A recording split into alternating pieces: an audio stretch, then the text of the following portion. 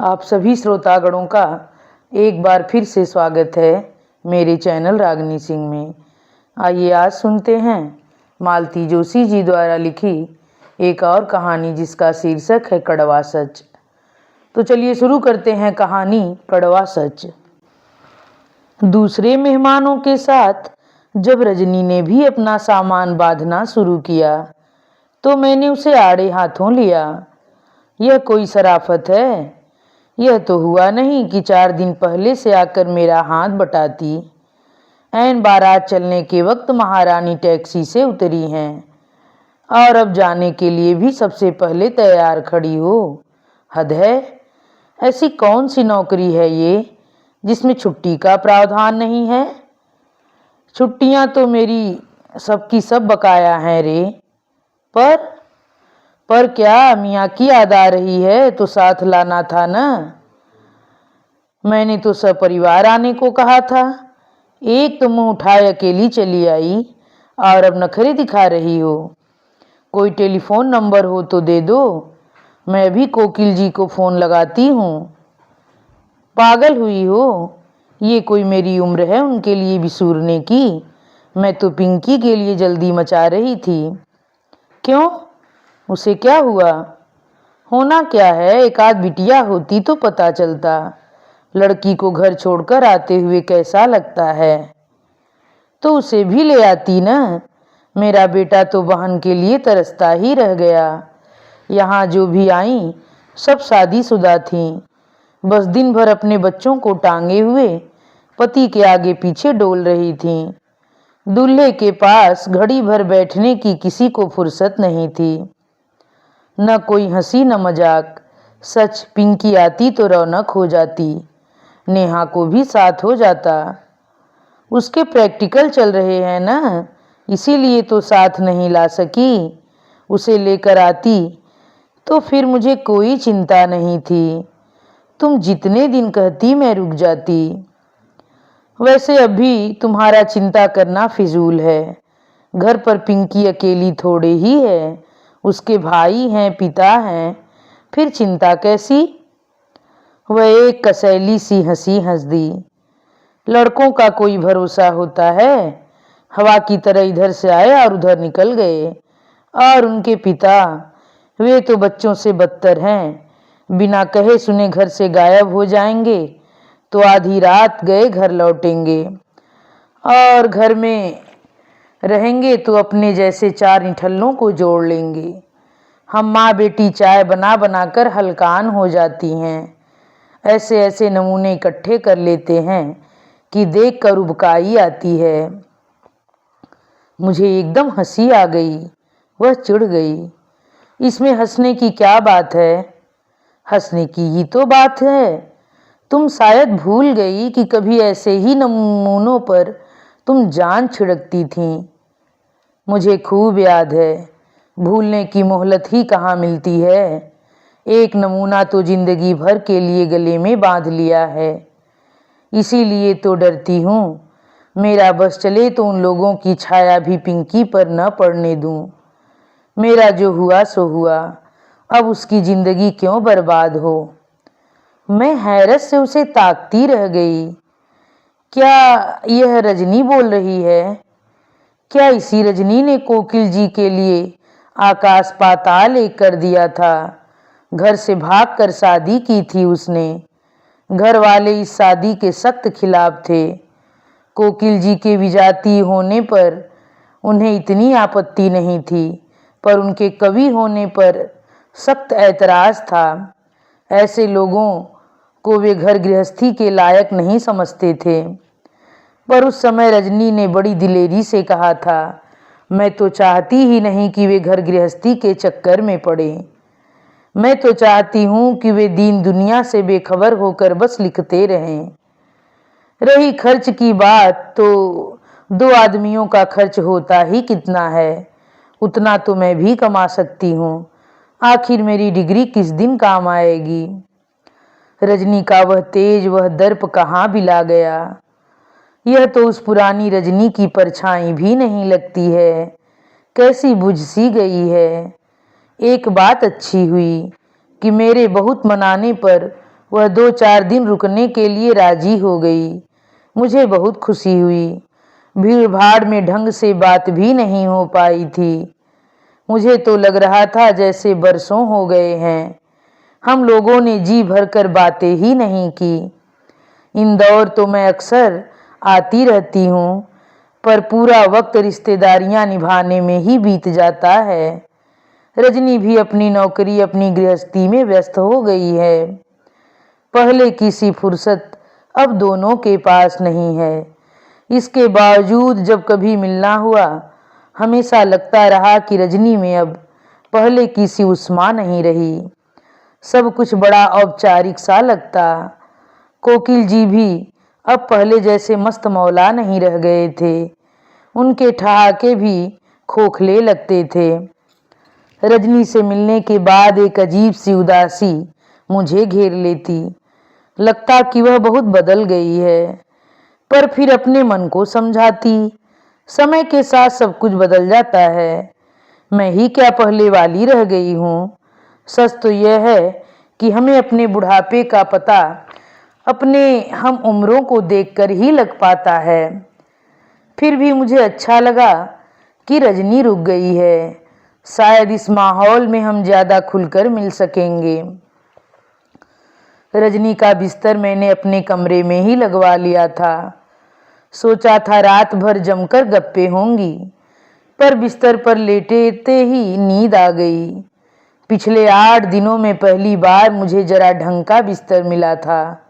सब कुछ ठीक ठाक निपट जाने से मन पर कोई तनाव भी न था। थकान तो खैर थी ही, नींद आना स्वाभाविक ही था। रजनी भी बेसुध होकर सोती रही। मुझे तो मुंह अधेरे उठना ही पड़ा। 2-1 मेहमान जीटी से जाने वाले थे, पर रजनी 9 बजे तक सोती रही। मैंने भी उसे नहीं जगाया, पर जब घर में चाय का चौथा राउंड शुरू हुआ तो मुझसे नहीं रहा गया। चाय लेकर उसके सिर पर ही जा खड़ी हुई। मैडम, बेड टी हाजिर है, अब उठिए भी। उसने बड़ी मुश्किल से आंख खोलकर मेरी ओर देखा, फिर एक भरपूर सी अंगड़ाई लेकर उठ बैठी। मेरे हाथ से चाय का कप लेकर बोली, थैंक्स। पता है आज कितने दिनों बाद मैं इतना सोई हूँ। कितने अरसे के बाद मुझे किसी ने बिस्तर पर चाय दी है। इसीलिए तो कह रही हूँ कि महीना 15 दिन रह जाओ, मैं रोज तुम्हें बिस्तर पर चाय दिया करूँगी। मेरा बस चले तो मैं यहाँ हमेशा के लिए रह जाऊं। सच, रोज की भागम भाग से एकदम थक गई हूँ। कभी कभी मन करता है नौकरी छोड़ दूं। तो छोड़ दो, तो छोड़ दो, उसने मेरा मुंह चिढ़ाया। नौकरी छोड़ दें तो खाएंगे क्या? उसके स्वर में एक अजीब सी वेदना थी। मैंने हौले से पूछा, कोकिल जी क्या सचमुच कुछ नहीं करते? करते क्यों नहीं, दिन भर कागज काले करते हैं, सिगरेट फूंकते रहते हैं। मैंने उसके व्यंग को अनसुना करके कहा, आजकल तो सुना है कविताओं पर भी अच्छा पारिश्रमिक मिलता है। छपेंगी तभी तो मिलेगा, आधी तो लौट आती हैं। जो छपती हैं उनके पारिश्रमिक से तो टाइपिंग का खर्चा भी नहीं निकलता, डाक खर्च अलग। कवि सम्मेलनों में तो जाते होंगे। आजकल के कवि सम्मेलन सुने हैं कभी? वहाँ तो हास्य रस के कवियों की ही पूछ होती है, या फिर गलाबाज कवि रंग जमाते हैं। तुम्हें तो याद होगा ये कितना अच्छा गाते थे, पर सिगरेट पी पी कर गले का सत्यानाश कर लिया है। कहीं जाते भी हैं तो बुरी तरह हुट हो जाते हैं। बच्चों को भी इतनी शर्म आती है कि क्या बताऊं। सुनकर सचमुच बहुत बुरा लगा। वे स्वप्निल दिन याद आए जब हम लोग रात रात भर जागकर कवि सम्मेलन सुनते थे। कोकिल जी तो उन दिनों धूम मचाए हुए थे। लड़कियां तो उनके पीछे दीवानी थी, जिसमें रजनी तो मीराबाई ही बनी हुई थी। कितनी तपस्या से, कितनी मुश्किलों से उसने गिरिधर गोपाल को पाया था, पर उसका स्वप्न पुरुष आज उसके लिए खलनायक क्यों बन गया है? उसकी सतरंगी कल्पनाओं का महल खंडहर में क्यों बदल गया है? बुरा लगने की तो बात ही थी। रजनी मेरे यहाँ 3-4 दिन रही, पर ज्यादातर वह सोती ही रही। लगा कि पता नहीं कितने दिनों की नींद पूरी कर रही है। शेष समय हम लोग बैठे गप्पे मारते रहते। एक दिन अचानक बोली, तुमने तो मुझे पीहर का सा सुख और आराम दिया। मैं तो अब तक इस सुख से अनजान ही थी। आज पता चला कि बुढ़ापे में भी आँखों को पीहर याद आता है। उसकी बात केवल एक बात नहीं थी, व्यथा का पूरा एक दस्तावेज था। मैंने तरल होकर पूछा, रजनी, क्या अभी वे लोग तुमसे नाराज हैं? मैं तो सोच रही थी कि इतने सालों में सुलह हो गई होगी। सुलह कहाँ से होनी थी? इतने दिनों तक जब अम्मा बाबूजी ही नहीं पसीजे तो उनके बाद तो सवाल ही नहीं उठता। भाइयों के पास अपनी गृहस्थी है, अपनी जिम्मेदारियां हैं। कोई बात नहीं, मैंने जैसे उसे सांत्वना देते हुए कहा, तुम्हारा जब जब पीहर जाने का मन हुआ करे तुम मेरे यहाँ चली आना। हाँ, सो तो अब आना ही पड़ेगा, पर एक बात है, अब मैं तुम्हें अपने यहाँ कभी बुला नहीं पाऊंगी। मुझे बहुत संकोच होगा। क्यों? मेरे यहाँ न ऐसा बंगला है, न गाड़ी है, न नौकर चाकर हैं। पागल हुई हो? यह सब क्या मेरा अपना है? वह सारा वैभव तो सरकारी नौकरी का प्रसाद है। जब तक नौकरी है ये ठाठ है। वैसे हमारी औकात तो तुम जानती हो। याद है, हमने अपनी जिंदगी 1.5 कमर के दबड़े से शुरू की थी। याद है, उन दिनों मुझे तुम पर बड़ी दया आती थी। तुम्हारी शादी मुझे बड़ी ही अनरोमांटिक लगती थी। रोमांस को लेकर मेरी कल्पनाएं बड़ी ऊंची थी। अच्छा, मैं घर से एकाएक क्यों भाग गई थी जानती हो? कोकिल जी के लिए ही तो। हाँ, घर तो उन्हीं के लिए छोड़ा था, पर ऐसी हड़बड़ी में शादी करने का पहले से कोई इरादा नहीं था। पर उन दिनों मेरी एक जगह शादी की बात चल रही थी। शायद मेरे लक्षण देखकर बाबूजी ने मुझे जल्दी से विदा करने का फैसला कर लिया था। लड़का बैंक में क्लर्क था। उसी शाम वे लोग मेरी गोद भरने आ रहे थे। एकाएक मुझे जैसे इल्हाम हुआ कि मैं किसी क्लर्क की बीवी बनने के लिए पैदा नहीं हुई हूँ। मेरा जन्म तो महाकवि की पत्नी बनने के लिए हुआ है। इतनी सी बात मन में आई और मैं चल दी। पल भर को भी यह नहीं सोचा कि मेरे इस तरह एकाएक गायब हो जाने से अम्मा बाबूजी पर क्या बीतेगी, घर वालों की कैसी हंसी उड़ेगी। अब लगता है किसी तरह धर पकड़ कर बाबूजी मुझे बैंक वाले के साथ ब्याह देते तो अच्छा होता। 2-4 दिन रो धो लेती, फिर सब ठीक हो जाता। कम से कम जिंदगी भर की फजीहत से तो बच जाती। छी रजनी, ऐसा नहीं कहते। मैंने उसे झिड़की दी। अतीत को लेकर इस तरह सोचोगी तो तुम अपने वर्तमान को भी दूभर बना लोगी। और यह तुम्हारा भ्रम है कि उस शादी से तुम सुखी हो जाती।